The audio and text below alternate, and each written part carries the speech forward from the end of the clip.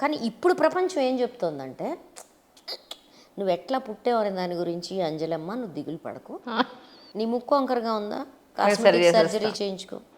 నీ పళ్ళు వంకరగా ఉన్నాయా, బ్యూటీ డెంటిస్ట్ దగ్గరికి వెళ్ళి. డెంటిస్ట్ మామూలు డెంటిస్ట్ అయితే నీకు ఏం చేయను, నీకు పళ్ళు పూచలేవు పో అంటాడు. అవును. అందుకని నీ బ్యూటీ డెంటిస్ట్ దగ్గరికి వెళ్ళు. నీ శరీరంలో ఏ మొక్క నీకు నచ్చపోతే ఇవాళ కాస్మెటిక్ సర్జరీ అనేది అత్యంత ప్లాస్టిక్ సర్జరీ అంటాం దాన్ని. ఈ ప్లాస్టిక్ సర్జరీ అత్యంత డిమాండ్ ఉన్న చాలా ఎక్స్పెన్సివ్ కోర్స్ ఇప్పుడు మెడిసిన్లో.